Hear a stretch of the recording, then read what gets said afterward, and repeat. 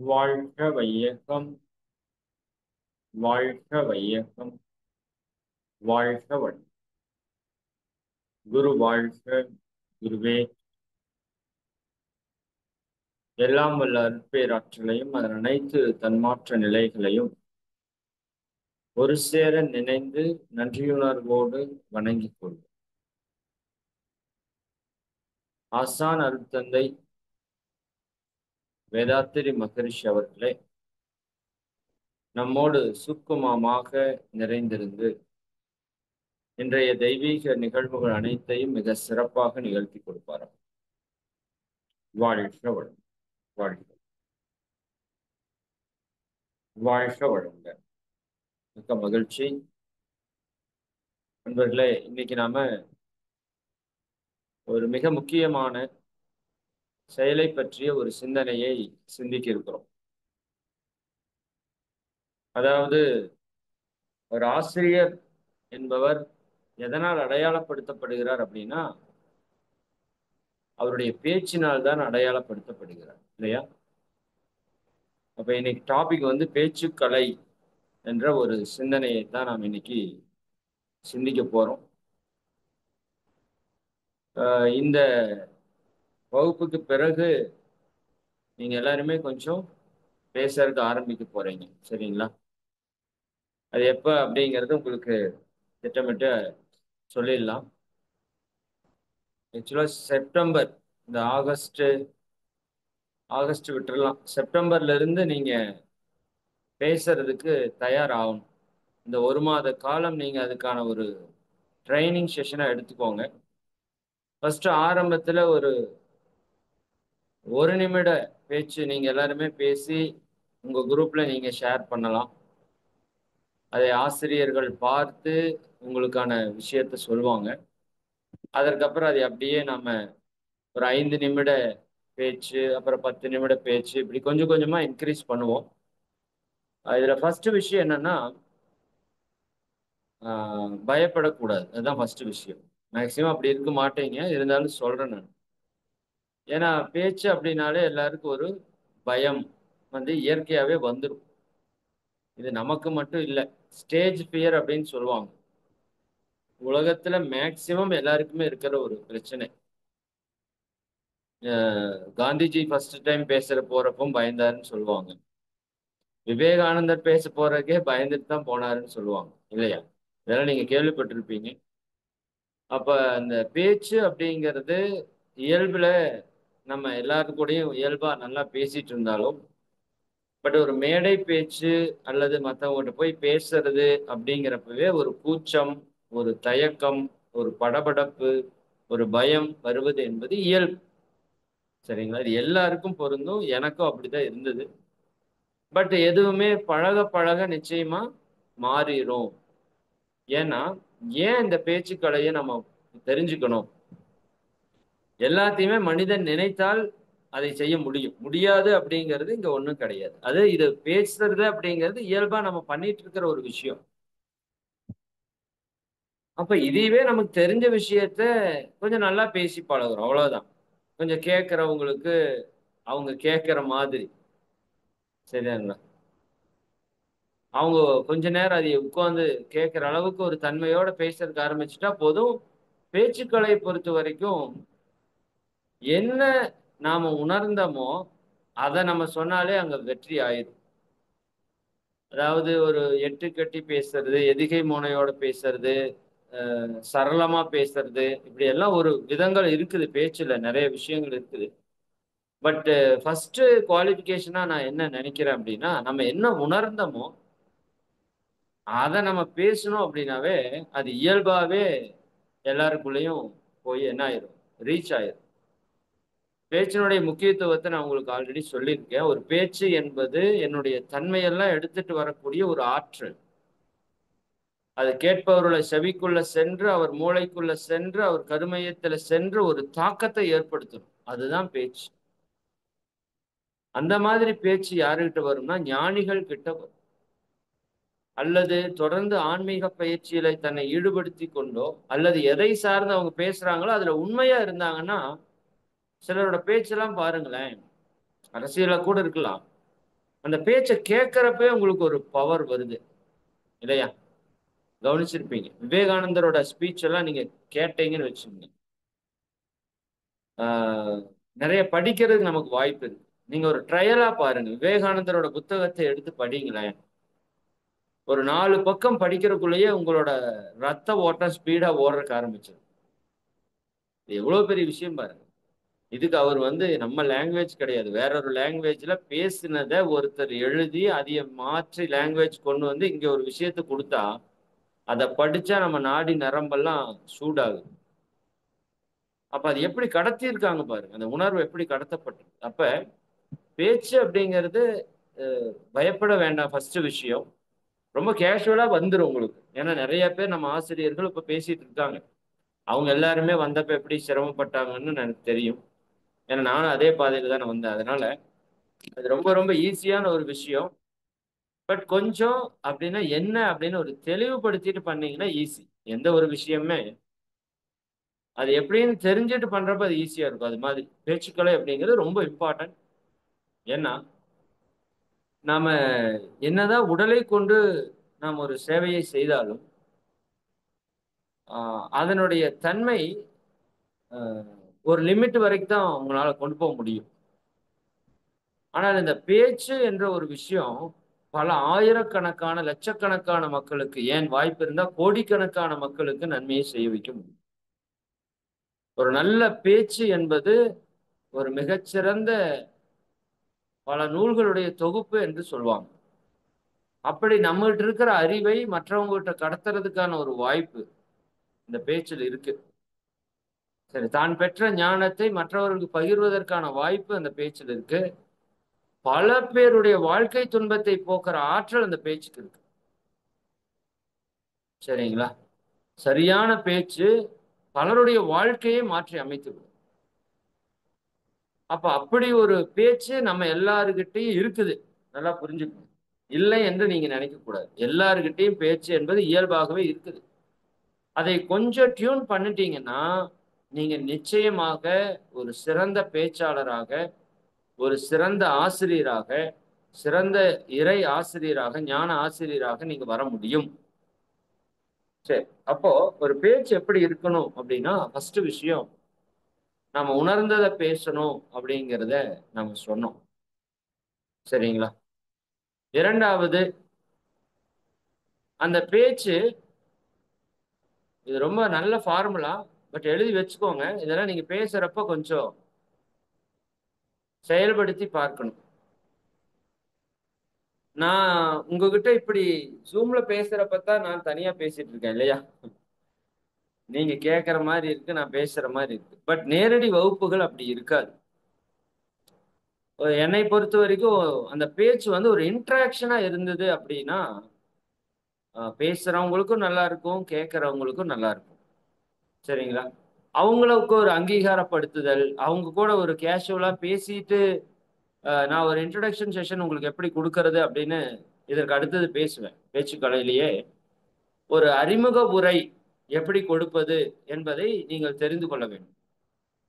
அது இந்த ஒரு மாதத்துக்குள்ள 2 3 உரைகள் எப்படி கொடுக்கறது அப்படிங்கறது உங்களுக்கு சொல்லிட்டேன்னா அதை பேஸ் பண்ணி நீங்க என்ன பண்ணலாம், அதை அப்படியே டிட்டோவா காப்பி அடிச்சு கூட நீங்க ஒரு இன்ட்ரடக்ஷன் செஷன் கொடுக்கலாம். அதெல்லாம் ஒன்றும் தப்பு கிடையாது. ஏன்னா நான் பேசுறதே பல பேர் பேசினது கேட்டுதான் ஒரு இன்ட்ரோ எடுத்திருக்கிறேன். சரிங்களா? அப்ப நீங்க இந்த விஷயத்த அப்படியே எடுத்து கூட அங்க அப்படியே நீங்க உங்களோட விஷயமா ஷேர் பண்ணலாம். தென் முதல் விஷயம் நல்லா புரிஞ்சுட்டு அதுக்கப்புறம் நீங்க பேசணும். முதல்ல நீங்க பேசுறது நீங்க என்ன அனுபவிச்சீங்களோ அதை பேசுனீங்க அப்படின்னா அது வேற லெவல்ல ரீச் ஆகும். ரெண்டாவது, எந்த கான்செப்ட் நீங்க பேசினாலும் என்னன்னு முதல் புரிஞ்சுட்டு அதுக்கப்புறம் அந்த பேச்சை நீங்க பேசணும். நிறைய பேர் எப்படி பேசுவாங்கன்னா அந்த சப்ஜெக்டே புரியாது. புரியாத சப்ஜெக்டை பேசி பேசித்தான் இன்னைக்கு தத்துவத்தை வந்து நம்ம ஒரு வழி பண்ணி வச்சிருக்கோம். சரிங்களா? இப்போ உதாரணத்துக்கு நான் ஒண்ணு சொல்றேன். வாழ்த்தும் பயனும் என்ற ஒரு தத்துவத்தை நான் சொல்றேன் அப்படின்னா அது அலையியக்க தத்துவம்னு ஒண்ணு இருக்குது. எவ்வளவு பேருக்கு அந்த அலையியக்க தத்துவத்தை தெளிவா சொல்ல தெரியும்? மோதுதல், சிதறுதல், பிரதிபலித்தல், ஊடுருவுதல், ஊடாடுதல்னு சொல்லிட்டோம். அப்ப இதனுடைய தெளிவு எவ்வளவு பேருக்கு இருக்கு? இது எப்படி நீங்க எக்ஸ்பிளைன் பண்ணி சொல்லுவீங்க? அப்ப இதற்கு அந்த தத்துவத்தை பற்றிய ஒரு புரிதலோட நீங்க பேசும்போது தான், நீங்க புரிஞ்சா தான் அடுத்தவனுக்கு அது புரியும். நாம புரியாம ஒண்ண பேசிட்டு வந்தோம்னா, கண்டிப்பா அடுத்தவங்களுக்கு அது புரியாது. அதனால புரியாத டாபிக்க நல்லா 1க்கு 10 தடவ சிந்திச்சு, அல்லது தெரிஞ்ச ஆசிரியர்ட்ட விசாரிச்சு, அது என்னன்னு அண்டர்ஸ்டாண்ட் பண்ணிட்டு அப்புறம் பேசுங்க. ஃபர்ஸ்ட் நீங்க உணர்ந்தத பேசுங்க. 2வது நீங்க பேசுறத அண்டர்ஸ்டாண்ட் பண்ணிட்டு அதுக்கப்புறம் பேசுங்க. சரிங்களா? 3வது அந்த பேச்சு ஒரு இடத்துல இருக்கிறது அப்படிங்கிறப்போ, கொஞ்சம் இன்டராக்ஷனா அந்த விஷயத்த வச்சுக்கோங்க. நான் அடிக்கடி அதை கேட்பேன் இல்லையா? அ நீங்களா கேள்விப்பட்டிருப்பீங்க. நமக்கெல்லாம் எத்தன அறிவுன்னு கேட்பேன். நான் இதிலேயே சிலரெல்லாம் போல் போடுங்கன்னு சொல்லுவேன். சிலர் ஹேண்ட் ரைஸ் பண்ணி பேசுங்கன்னு சொல்றோம். காலம் கருதி அதுக்கு நம்ம அதிக நேரம் குடுக்கறதில்ல. பட் ஏன் போல் போடுங்கன்னு சொல்றோம், அல்லது ஒரு சாட் பண்ணுங்கன்னு சொல்றோம். நெறைய பேர் போடுவாங்க. சரிங்களா? இப்ப நான் பேசிட்டு இருக்கேன். உங்கள்ல எவ்வளோ பேருக்கு நான் நல்லா பேசுவேன்னு கான்ஃபிடென்ட் இருக்கு அப்படின்னு நான் கேட்கிறேன். சேட் பண்ணுங்க பார்க்கலாம். சேட் பண்ண தெரியல எல்லாருக்கும். ஒரே நிமிஷம். ஓகே. எல்லாருமே சேட் பண்ணலாம். அம்மா சேட் ஆப்ஷன் ஃபுல்லுல தான் இருக்கா? எந்த மெசேஜுமே வரல எனக்கு. சேட் ஆப்ஷன் ஏதோ க்ளோஸ் ஆயிருக்கிறது போல ஒரு ஃபீல் இருக்கு எனக்கு. ஓகே. உதாரணத்துக்கு நான் சொல்றேன். ஓகே. ஒருத்தவங்க தான் ஜெயந்தி ரகுபதி அம்மா போட்டிருக்காங்க. எனக்கு ஹோஸ்ட் சேஞ்ச் பண்ணா வருமா? இல்ல அது ஏதோ கொஞ்சம் டிஃபரெண்டா இருக்கு. ஓகே. ஐயா ஓப்பன் லேப்டாப் ஆகுதுய்யா. ஓப்பன் ஆகுது. வருதாமா? ஓப்பன் ஆகுதுய்யா. உங்களுக்கு தெரியுதா அவங்க போடுற சேட் எல்லாம்? ஆனா அவங்க போடுற சாட்டு தெரியல ஒன்றும் டிஸ்பிளேல வரல. அதான் அது எதுவுமே வரல. சரி ஆமா. அது கொஞ்சம் இதுல இருக்கு. சரி பார்த்துக்கலாம். இது கூட ஒரு விஷயமா நீங்க எடுத்துக்கோங்க. சரிங்களா?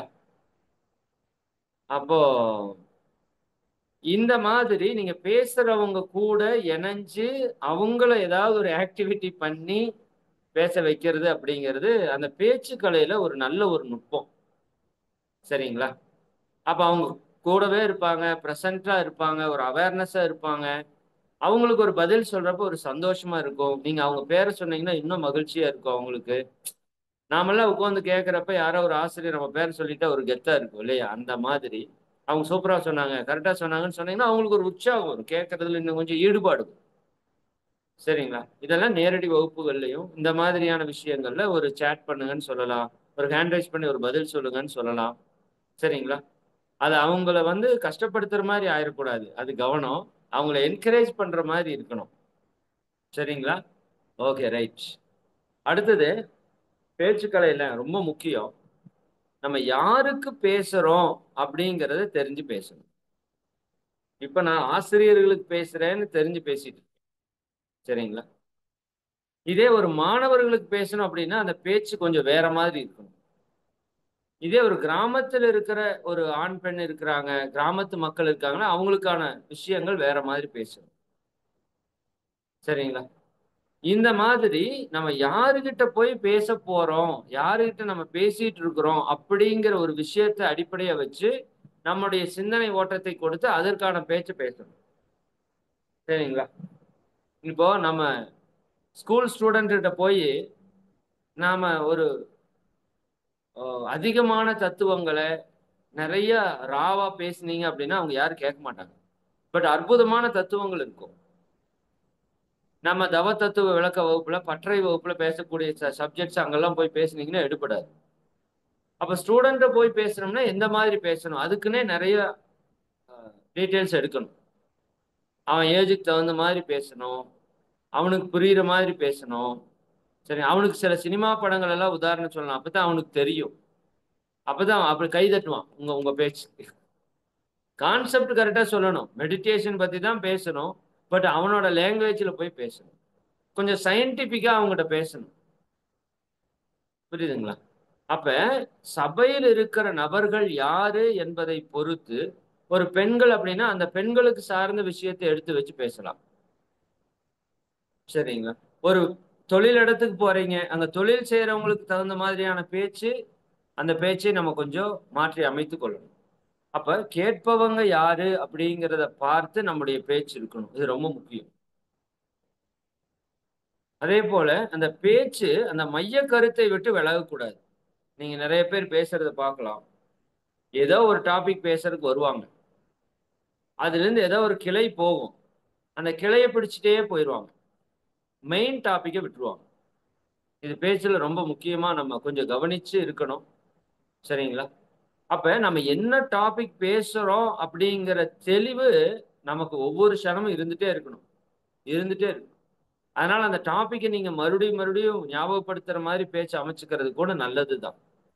இப்ப தியானத்தினுடைய நன்மைகள் அப்படின்னா, தியானம் செய்யும்போது நமக்கு உடல் ஆரோக்கியம் கிடைக்கிறது. தியானம் நீங்க நல்லா செஞ்சுட்டு வந்தீங்க அப்படின்னா, மன அமைதி கிடைக்கிறது. இன்னும் தியானத்துல உயர்ந்த நிலை போனோம்னா, நம்ம இறைவனை உணர முடியும். இன்னும் தியானம் நல்லா பண்ண பண்ண நம்முடைய இந்த தியானம் தியானம்னு சொல்ல தேவையில்ல. புரியுதுல்லைங்க? அது சொல்லும்போது நமக்கு அந்த தலைப்பு பற்றிய ஒரு அவேர்னஸ் நம்மகிட்ட இருந்துட்டே இருக்கும். தேவைப்படுற இடத்துல அந்த தலைப்பை நீங்க கொஞ்சம் வலியுறுத்தி அந்த இடத்த நீங்க சொல்றது, இன்னும் அந்த தலைப்பை ஒட்டி நம்ம பயணிக்கிறதுக்கான வாய்ப்பா இருக்கும். சரிங்களா? அப்ப மைய கருத்திலிருந்து மாறாம, அதற்காக சில கதைகள் நீங்க சொல்லலாம் தவறில்ல. பட் மைய கருத்து மாறாமல் இருக்கிறதா அப்படிங்கிறது ரொம்ப ரொம்ப முக்கியமான விஷயம். இதுல ஆரம்பிச்சு அதுல முடிக்கிறதோ, அல்ல அதுல தொடங்கி இதுல முடிக்கிறதோ ஒரு பேச்சுக்கு அழகல்ல. அதே போல பேச்சுக்களில ரொம்ப ரொம்ப முக்கியம். நாம கொஞ்சம் நெறைய பிரிப்பரேஷன் பண்ணணும். நீங்க ஃபர்ஸ்ட்ல இப்ப ஆரம்பத்துல கண்டிப்பா பண்ணுவீங்க.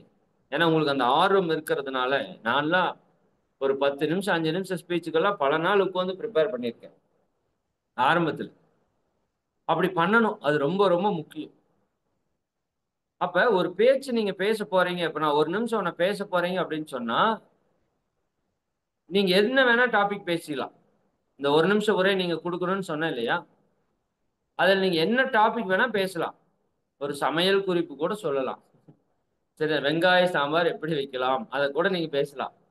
உதாரணத்துக்கு சொல்றேன். நம்ம பயிற்சிய பத்தி தான் பேசணும். அப்படியெல்லாம் இல்ல. தத்துவம் தான் பேசணும் அப்படியெல்லாம் இல்ல. ஏதோ ஒண்ண நீங்க பேசணும். ஒரு செல்போன்ல இருக்கிற ஆப்ஷன்ஸ் எல்லாம் என்னென்ன? அப்படி நீங்க பேசலாம். சரிங்களா? இல்ல ஒரு நபரை பற்றி பேசலாம். ஒரு அப்துல் கலாம் ஐயா இருக்காங்க. அவரோட சிறப்பு என்ன? மகரிஷியோட சிறப்பு என்ன? உங்களுக்கு என்ன தோணுதோ அத பேசலாம். 1 நிமிஷம் பேசினா போதும். இந்த நொடி 60 நொடி வர்றதுக்குள்ள பேசினா போதும். பட் அதுக்கு நீங்க கொஞ்சம் பிரிப்பேர் பண்ணீங்கன்னா, இன்னும் கொஞ்சம் நல்லா பேசலாம். இப்ப 1 நிமிடத்துல ஸ்டோரி எல்லாம் சொல்றாங்க. கவனிச்சிருக்கீங்களா? அதெல்லாம் ரொம்ப காம்பேக்ட்டா சொல்லுவாங்க. இந்த 1 நிமிஷம் பேசுறது அப்படிங்கிறது பெரிய விஷயம்.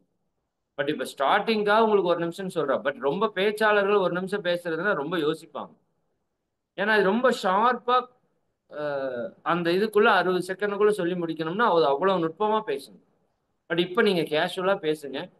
பட் பேச்சுல ரொம்ப முக்கியம். Preparation very very important. நீங்க நல்லா ஒரு அண்டர்லைனா பாக்ஸோ கூட போட்டு வச்சுக்கோங்க.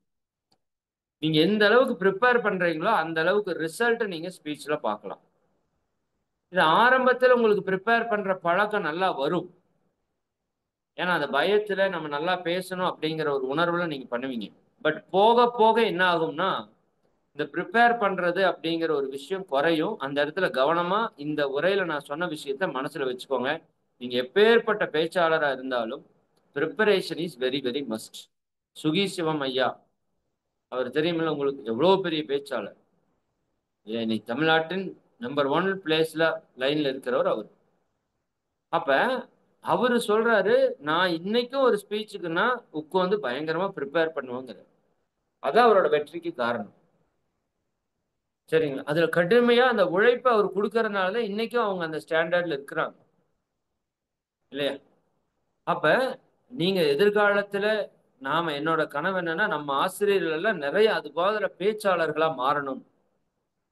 ஏன்னா, நாம சாதாரணமா நின்னு பேசுறப்போ ஒருத்தர் கேட்கிறத விட, ஒரு இடத்துல சாதிச்சு நின்னு பேசுறப்ப கேட்கறதுக்கு வந்து அதிக வேல்யூ இருக்கு. இப்ப நான் மகரிஷி பத்தி பேசுறதுக்கும் சுகிசிவம் ஐயா பேசுறதுக்கும் நிறைய வித்தியாசம் இருக்கு. அவர் பேசும்போது இன்னும் நிறைய மக்களுக்கு அது போய் சேர்றதுக்கான வாய்ப்பு இருக்கு.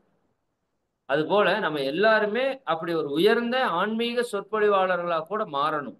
முடியும், முடியாது என்பது எதுவும் கிடையாது. நீங்க மனசு வச்சா நிச்சயமா முடியும். சரிங்களா? ரைட். அப்ப பேசுறப்ப அந்த பிரிப்பரேஷன் ரொம்ப முக்கியம்னு சொன்னேன்.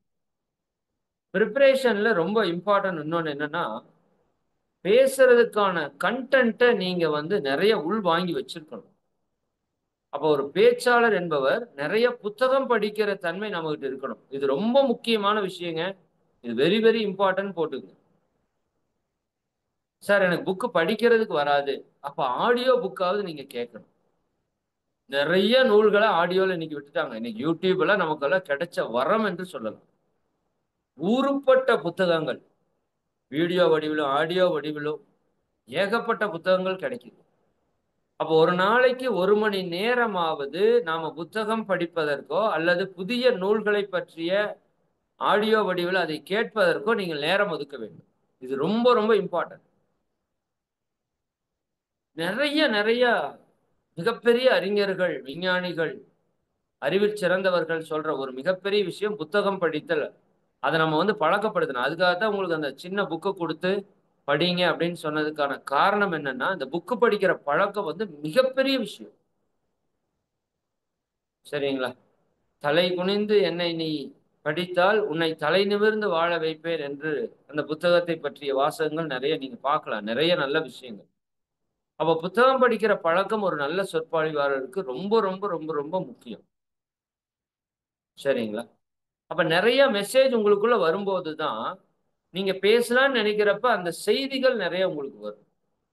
எனக்கு புக் படிக்கிற பழக்கம் இல்ல. ஆனா நெறைய சொற்பொழிவுகள் கேட்கிற பழக்கம் இருக்கு.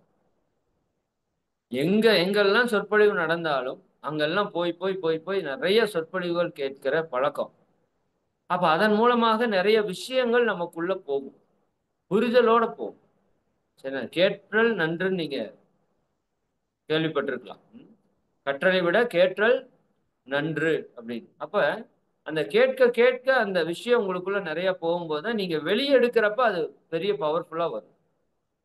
ஆனா நெறைய பேரு கேட்கறது குறைவா இருக்குதே.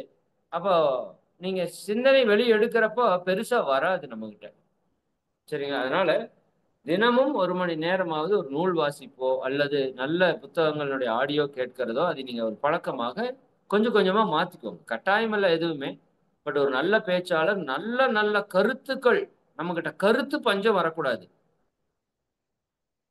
சாப்பாட்டு பஞ்சம் வர்ற மாதிரி ஆசிரியர்கள் கிட்ட கருத்து பஞ்சம் வந்துரும். ஒரு குறிப்பிட்டதையே திரும்ப திரும்ப பேசிட்டே இருப்பான். அரைச்சமாவே அரைக்கிற மாதிரி. அது இருக்கக்கூடாது. புதிய புதிய கருத்துக்கள் நாம தெரிந்து கொள்ள தான் அந்த அந்த கருத்துக்களை நாம் வெளிக்கொடுக்கிற புதிய சிந்தனைகளை கொடுக்கிற ஒரு தன்மையில நாம் இருப்போம். அதுதான் மக்களுக்கு ரொம்ப ரொம்ப பிடிக்கிற ஒரு விஷயமா இருக்கும். சரிங்களா? அதேபோல இந்த பேச்சு அப்படிங்கிறது ஒரு நகைச்சுவை உணர்வோடு இருக்கிற பேச்சா இருக்கணும். அதுக்குன்னு ஒருத்தர் இறந்த இடத்துல அவருக்கான ஒரு இரங்கல் கூட்டம் பேசுறப்ப அங்க போய் நகைச்சுவை உணர்வோட பேசணும்னு சொல்லல. சரிங்களா? பொதுவாக ஒரு பேச்சு என்பது ஒரு நகைச்சுவை உணர்வோடு இருந்ததுன்னா, அந்த பேச்சு கண்டிப்பா சக்சஸ் ஆயிரும். அதற்குன்னு எல்லாத்தையுமே சிரிக்க வச்சு, கான்செப்ட்ட விடுற மாதிரி பேசுங்கன்னு நான் சொல்ல வரல. இப்ப மகரிஷியோட ஸ்பீச்லயே பார்த்தீங்கன்னா, கொஞ்சம் அந்த நகைச்சுவை உணர்வு இருக்கும். நீங்க கவனிக்கலாம். எல்லா ஞானிகளோட பேச்சிலயும், அந்த இயல்பான ஒரு நகைச்சுவை தன்மை அப்படிங்கிறது இருக்கும். அதனால நம்மளுடைய பேச்சு கொஞ்சம் நகைச்சுவை உணர்வோட இருக்கிற மாதிரி, அல்லது நடுவுல 1, 2 ஜோக் சரிங்களா? அந்த மாதிரி ஒரு ஆன்மீகம் சார்ந்து, அல்லது ஒரு அறிவு சார்ந்த ஒரு ஜோக் ஏதாவது நம்ம சொல்லிக் கூட என்ன பண்ணலாம்? அவங்கள ஒரு சிரிப்புக்கு உட்படுத்தி, அப்புறம் நீங்க அதை தொடர்ந்து கொண்டு போலாம். சரிங்களா? அப்ப ஒரு நகைச்சுவை உணர்வோடு இருக்கிற சிந்தனை முறை மிகவும் அதிகமாக மக்களால் ஈர்க்கப்படும் அப்படிங்கிறத புரிஞ்சுக்கணும். பேச்சுல இன்னொரு முக்கியமான விஷயம் என்னன்னா, நேர மேலாண்மை. அது வெரி வெரி இம்பார்ட்டன்ட். ரொம்ப ரொம்ப முக்கியம் அது. இப்ப உங்கனால 1 நிமிஷம் கூட பேச முடியாது. எனக்கு நல்லா தெரியும். 1 நிமிஷம் கன்டினியூவா இந்த மாரி பேசிருவீங்களான்னு கேட்டா, சிலர் பேசலாம், பலருக்கு பேசுறதுக்கு வராது. பட் நீங்க பேசி பழகிட்டீங்கன்னா, என்ன ஒரு பிரச்சனை வரும்னா, நீங்க உங்களால ஸ்டாப் பண்ண முடியாது. சரிங்களா? முதல்ல சைக்கிள் ஏறி ஓட்ட முடியாது. அதுக்கப்புறம் சைக்கிள் ஏறி உட்கார்ந்துட்டு நம்ம இறங்காம சுத்திட்டே இருப்போம்ல, அந்த மாதிரி. நீங்க நல்ல பேச்சாளர் ஆகும்போது, ஒரு 1/2 மணி நேரம் பேசுங்கன்னு சொன்னா, நீங்க 1 மணி நேரம் பேசுவீங்க. அந்த அளவு கன்டென்ட் வந்துரும். உங்களுக்கு ஆர்வம் வந்துரும். பட் 1/2 மணி நேரத்துல ஒரு உரை முடிக்கணும்னா, கண்டிப்பா 1/2 மணி நேரத்துல முடிச்சே ஆகணும். அதுதான் ஒரு நல்ல ஆசிரியருக்கான அழகு. 10 நிமிஷம் குடுத்தாங்களா, 10 நிமிஷம் கரெக்ட்டா முடிக்கணும். ஒரே நிமிஷம் ஸ்பீச்னா 1 நிமிஷம் அவ்வளோதான். 1 மணி நேரம் பேச குடுத்தாங்களா, 1 மணி நேரம் பேசணும். சரிங்களா? அப்போ பேசுறதுல ரொம்ப ரொம்ப இம்பார்ட்டன்ட் நேர மேலாண்மை. அது ரொம்ப ரொம்ப நம்ம கவனமா ஹேண்டில் பண்ண வேண்டிய ஒரு விஷயம். அது ஆரம்பத்துல உங்களுக்கு ஸ்ட்ரகிள் ஆகாது. பட் போக போக நீங்க அந்த நேரத்த இப்ப நீங்க என்ன பண்ணுவீங்கன்னா, 1 நிமிஷம் பேசுனீங்கன்னா 30 செகண்ட்ல நிறுத்திருவீங்க. 5 நிமிஷம் பேசுனா 2 நிமிஷத்துல நிறுத்திருவீங்க. அப்படியும் பண்ணக்கூடாது. 1 நிமிஷம் நீங்க திரும்ப திரும்ப பேசி பேசி நீங்களே ரெக்கார்டு போட்டு கேட்டு கேட்டு நீங்களே கேட்டு பாருங்க. 1 நிமிஷம் பேசுறோமா அப்படின்னு செக் பண்ணி பாருங்க. அதுல பெஸ்ட்டா இருக்கிறத அந்த குரூப்ல ஷேர் பண்ணுங்க. சரிங்களா? அதேபோல அதிக நேரம் போய் பேசவும் வேண்டாம்னு நம்ம சொல்லிட்டோம். பேசுறவங்களோட உடல் மொழி அப்படிங்கிறது ரொம்ப ரொம்ப முக்கியம். முடிஞ்ச வரைக்கும் நீங்க நின்னுட்டு பேசுங்க. புதிதாக நீங்க பேச ஆரம்பிக்கும்போது. அதுக்குன்னு இப்ப Zoomல வீடியோல பேசுறப்ப நின்னுட்டு பேசுங்கன்னு சொல்லல. இதுல நீங்க உட்கார்ந்துட்டு பேசலாம். ஒரு ஒரு மேடையோ, ஒரு வகுப்போ உங்களுக்கு கிடைச்சது அப்படின்னா, முடிஞ்ச வரைக்கும் நின்னுட்டே பேசுங்க. ஏன்னா, நம்மள ஒருத்தவங்க பார்க்குறாங்க அப்படிங்கிறப்போ, நம்ம அசைவு அதிகமா கொஞ்சம் இருக்கிறப்ப, அவங்களோட கவனம் நம்ம கூடயே இருக்கும். நீங்க அசையாம அப்படியே பேசிட்டே இருந்தீங்கன்னா, தூங்கிருவாங்க. கவனச்சிதறல்கள் அவங்களுக்கு நெறைய நடக்கும். அதனால தான் நெறைய பேர் நின்னுட்டே பேசுவாங்க. பாடி லாங்குவேஜ்ன்னு சொல்லுவோம்ல, உடல் மொழி. அது கொஞ்சம் நல்லா இருக்கணும். சரிங்களா? ஒரு கைய இப்படி உயர்த்தி பேசுறது, ஒரு பெரிய விஷயம்னா கைய உயர்த்தி பேசுறது. பாடி லாங்குவேஜ்னா உங்களுக்கு தெரியுமில்ல? ஒரு நடந்துட்டு பேசுறது, ஒரு உதாரணத்த ப்ராப்பரா சொல்லும்போது நம்ம முக பாவனைகளோட, ஒரு ஏற்ற இறக்கத்தோட அந்த பேச்சு வர்றது அப்படிங்கிறது ரொம்ப ரொம்ப நல்லா இருக்கும். சரிங்களா? அப்ப உடலுக்கான மொழி வந்து ரொம்ப ரொம்ப முக்கியம் பேச்சுல. பேசும்போது சிந்தனை நம்ம பேசுறோம். கூடவே இந்த ஆன்மீக சொற்பொழிவா இருக்கிறதுனால, மகான்களுடைய கருத்துக்கள், மகான்களுடைய கவிகள், கவிதைகள் இதையெல்லாம் 1, 2 சேர்த்துக்கோங்க. இது நம்ம பேச்சுக்கு பலத்தை கொடுக்கும். குறிப்பா திருவள்ளுவருடைய திருக்குறள சேர்த்தலாம். சரிங்களா? ஒரு திருமூலரோட ஒரு பாட்ட சேர்த்தலாம். ஏன் நல்ல பாட்டா இருந்தா சினிமா பாட்டு கூட சேர்த்தலாம். ஒண்ணும் தப்பு கிடையாது. சினிமா பாட்டெல்லாம் சொல்லக்கூடாதுன்னுலாம் யாரும் எங்கேயும் சொல்லல. நல்ல கருத்துக்கள் நெறைய சினிமால வருது. அந்த கருத்துக்கள கூட நீங்க என்ன பண்ணலாம்? சேர்த்தறதுன்னா சேர்த்திக்கலாம். அப்ப ஒரு பேச்சு என்பது நீங்க தொடங்குறப்ப என்ன பேசப் போறீங்க அப்படிங்கிறத சொல்லணும். அதுக்கப்புறம் அதை விவரிச்சு அப்படியே கன்டென்ட் இருக்கணும். முடிக்கிறப்போ 1 நிமிஷம் என்ன ஒரு 10 நிமிஷம் பேசுறீங்கன்னா, 1 நிமிஷம் இன்ட்ரோடக்ஷன் குடுக்கணும். ஒரு 8 நிமிஷம் அதைப் பத்தி விரிவா பேசணும். கடைசியா 1 நிமிஷம் கன்க்ளூஷன் குடுக்கணும். அப்ப எப்படி ஒரு துவக்க உரை, முன்னுரைன்னு எழுதுறீங்க ஒரு கட்டுரைக்கு. அப்புறம் கட்டுரை விவரிக்கிறீங்க. அப்புறம் முடிவுரைன்னு எழுதுறீங்களா? அதே மாதிரி ஒரு பேச்சு, நான் என்ன பேசப் போறேன், அதனோட டீட்டெயில்ஸ் ஸ்டெப் பை ஸ்டெப்பா ப்ராப்பரா, அதுக்கப்புறம் அதனுடைய நிறைவு. சரிங்களா? அப்படி பேச்சு என்பது ஒரு தெளிவான ஒரு விஷயமாக நாம கொடுக்கும்போது, நிச்சயமா அது நெறைய பேருக்கு பயனுள்ளதா இருக்கும். தேவையில்லாத பேச்சுக்கள், தேவையில்லாத சொற்களை எல்லாம் தவிர்த்து, என்ன சொன்னா அந்த வார்த்தை அவங்களுக்கு புரியுமோ, அந்த வார்த்தையை தேர்ந்து நம்ம பேசுற அளவுக்கு நம்ம ட்ரெயின் அப் ஆகணும். சரிங்களா? இதெல்லாம் பேச, பேச, பேச, பேச ஆட்டோமேட்டிக்கா நமக்கு வரக்கூடிய விஷயம். சரி, இன்னைக்கு நம்ம காலம் கருதி நம்ம நிறைவு செய்வோம். நான் அடுத்தடுத்த வகுப்புல உங்களுக்கு எப்படி ஒரு பேச்சு பேசுறது அப்படிங்கிற ஒரு இன்ட்ரோடக்ஷன் மாரி குடுக்குறேன். அது குடுக்குறப்போ உங்களுக்கு ஒரு 2, 3 வகுப்பு போறப்போ உங்களுக்கு ஒரு கான்ஃபிடென்ட் வந்துரும். நீங்களே நல்லா தெளிவா பேசுற அளவுக்கு தயார் ஆவீங்க. பட் இப்ப இருந்தே நீங்க ஆரம்பிச்சுருங்க. 1 நிமிஷம் உரை. எத பத்தி வேணா நீங்க பேசலாம். நீங்க தயார் ஆகுங்க. சரிங்களா? பேசி உங்க குரூப்ல ஷேர் பண்ணுங்க. 1 வாரம் டைம் எடுத்துக்கோங்க. உடனே பண்ண வேண்டாம். நல்லா பேசுறவங்க, ஆசிரியரா இருக்கிறவங்க பண்ணுங்க தப்பில்ல. பட் மத்தவங்க நீங்க 1 வாரம் டைம் எடுத்து பொறுமையா என்ன டாபிக் பேசலாம்? எத பத்தி பேசலாம்? ஹிண்ட்ஸ் எடுத்துக்கோங்க. ரொம்ப முக்கியம். பேச்சுக்களில் ரொம்ப முக்கியம். ஹிண்ட்ஸ் எடுங்க. ஒரு இடத்துல சொல்லுவாங்க, சுகி சிவமையா நானே ஹிண்ட்ஸ் எடுத்துட்டு வரேன்னு சொல்லுவார். ஹிண்ட்ஸை பார்த்து அவர் பேசுவார். நீங்க பார்த்தா தெரியும். ஏன்னா அவர் பார்க்காம பேச முடியும். 10 மணி நேரம் என்ன 100 மணி நேரம் பேச முடியும். பட் முக்கியமான கருத்துக்கள் எல்லாத்தையுமே சொல்லிடவும் முடியாது. மிஸ் ஆகிறதுக்கு வாய்ப்பு இருக்கு. அப்ப ஒரு ஹிண்ட்ஸ் வச்சுட்டீங்கன்னா, அது முக்கியமான கருத்தை நான் உங்களுக்கு கொண்டு வந்து சேர்த்திட முடியும். அதனால ஒரு ஒரு ஒரு 10 பாயிண்ட் நோட் பண்ணி ஹிண்ட்ஸ் மாதிரி எடுக்கிறனால நீங்க எடுத்துட்டு வரலாம். தப்பில்லை. சரிங்களா? இது ரொம்ப ரொம்ப முக்கியமான ஒரு விஷயம். சரி, இப்ப நீங்க ஒரு நிமிஷம் உரைக்கு ப்ரிப்பேர் ஆகுங்க. இன்னும் நம்ம பேச்சுக்கலை பத்தி இன்னும் இதுல சொல்ல வேண்டியது நிறைய இருக்கு. அதெல்லாம் நம்ம அடுத்தடுத்த வகுப்புல நம்ம சொல்லுவோம். சரிங்களா? எல்லாரும் சிறந்த பேச்சாளர் ஆகிறதுக்கு தயாராகுங்க. வயசு, பெண்ணு, அது இது எல்லாத்தையும் தூக்கி ஓரமா போட்டுருங்க. சரிங்களா? உங்க எல்லாருக்குள்ளேயும் மிகப்பெரிய ஆற்றல் இருக்குது. நீங்க இந்த சமுதாயத்துக்கு பெரிய நல்லது செய்ய போறீங்க. முயற்சி பண்ணுங்க. எதா இருந்தாலும் முயற்சி பண்ணுவோம். சரிங்களா? ஓகே. மிக்க மகிழ்ச்சி. அனைவருக்கும் நன்றி. அனைவரும் அருட்பேராற்றல் கருணையினால் உடல் நலம், நீலாயுள், நிறை செல்வம், உயர்ப்புகழ், மெய்ஞானம் ஓங்கி, இறை உணர்வு, அறநெறி, கல்வி, தனம், தானியம், இளமை, வலிவு, துணிவு, நன்மக்கட்பேர், அறிவில் உயர்ந்தோர் நட்பு, அன்புடைமை, அகத்தவம், அழகு, புகழ், மனித மதிப்புணர்ந்து ஒழுகும் பண்பு, பொறுமை எனும் பேறு 16ம் பெற்று பெருவாழ்வு வாழ்க. வாழ்க வாழ்க. வாழ்க. சரி, உங்களுக்கு ஒரு அசைன்மெண்ட்டும் கொடுக்குறேன். ஒரு பேச்சு எப்படி இருக்க வேண்டும் அப்படிங்கிறத நீங்க எல்லாரும் சிந்திச்சுட்டு வாங்க. நம்ம அடுத்த வகுப்பு வந்து கவி வரும்னு நினைக்கிறேன். அதுக்கு அடுத்த வகுப்புல நான் உங்க கூட பேசுறேன். அன்னைக்கு ஒரு ஆசிரியருக்கான தகுதி பேசணும்ல, அந்த மாதிரி ஒரு பேச்சு எப்படி இருக்கணும். இது 2வது மாசம் வந்துருச்சு. ஒரு பேச்சு எப்படி இருக்கணுங்கிறத நாம ஷேர் பண்ணிக்கலாம். நீங்க உங்களுக்கு தெரிஞ்ச கருத்தெல்லாம் எடுத்துட்டு வரணும் எல்லாரும். இந்த 2 நாள் உட்காந்து பேச்சு எப்படி இருந்தா சிறப்பா இருக்கும், ஒரு பேச்சு எப்படி இருக்கணும், நிறைய இன்னைக்கு இன்டர்நெட்ல வந்திருக்கு தகவல்கள். அது எல்லாத்தையும் நீங்க எடுத்துட்டு வாங்க. அடுத்த வியாழக்கிழமை உரையில நாம புதன்கிழமை உரையில நாம அதை பத்தி நீங்க தான் எனக்கு சொல்ல போறீங்க. அதை நம்ம ஒரு குறிப்பை எடுத்து நம்ம இறை ஆசிரியர் பயிற்சி குறிப்பேட்டில் அதை போட போறோம். சரிங்களா? ஓகே, மகிழ்ச்சி. நன்றி. வாழ்க வளமுடன். அம்மா நிறைவு பண்ணிக்கலாம். ஐயா